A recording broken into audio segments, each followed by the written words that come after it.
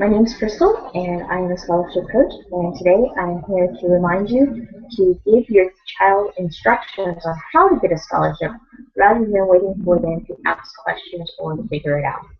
So the first three things that you want to do is first you want to tell them to create a bragging list, a list of things that they have done that they are proud of. It could be things such as being voted team captain, could be voted most popular, um, senior, different things they've done in their senior year that they're proud of.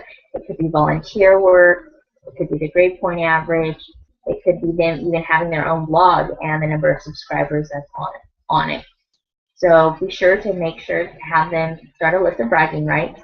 The second thing that you want to do is you want them to go ahead and gather all their social proof.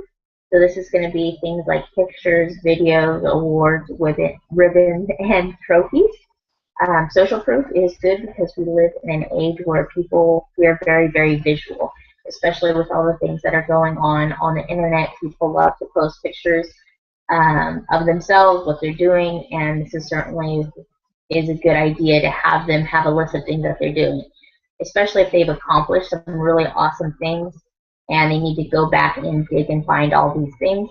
It'll help because when they're in the process of applying for scholarships, they won't have to dig through to find everything. They'll have everything at their fingertips. The third thing that you can do is have them create a list of their biggest fans. And what that is people who admire them and the efforts that they're putting forward and what they're doing.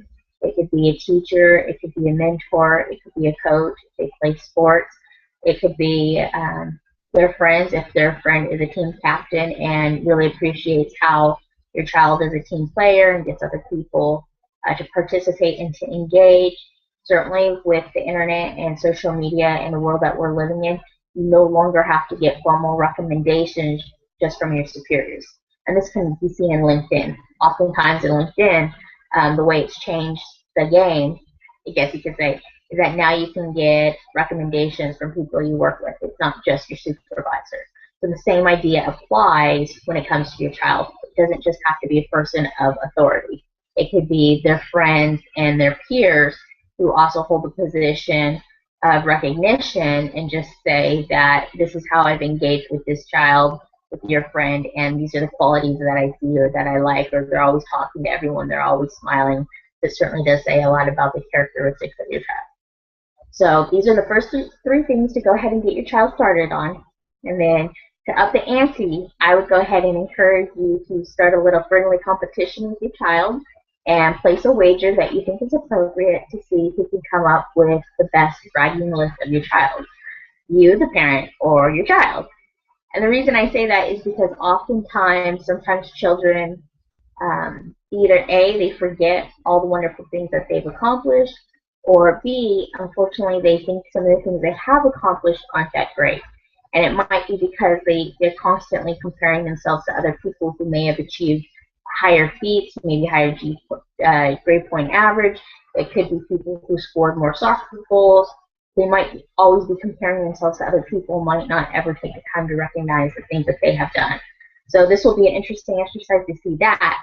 But also at the same time, I think many parents are so proud of their child that their list might actually be longer than their child, and that's okay. It's really, really good because then it shows your child that you are an engaged parent and you remember their accomplishments, and it will help your child feel loved because they will appreciate the recognition you're giving them by having to take the time to write these things down. So certainly go ahead, engage with your child. Don't wait around for them to ask you what to do.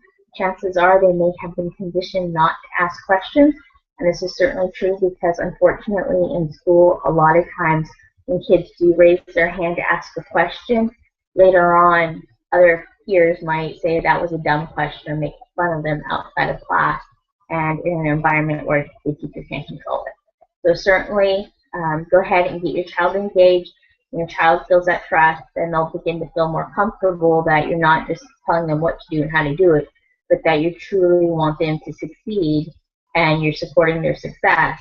And when they know that that's the true meaning, it's not just to tell them how to be better, but you actually want them to actively engage, then it just changes the trust level. And it's hard for, as much as it sounds, it's hard for them to believe that, because even at school, a lot of times children aren't engaged to become the best person they can be. They're so used to receiving information and being expected to regurgitate it. So in some ways, some students don't actively participate in school, even though they're going to school to make them better. The same thing applies to the scholarship process. So continue to engage with your child in a loving manner and watch him or her grow. Thank you so much for watching this video. I will see you soon.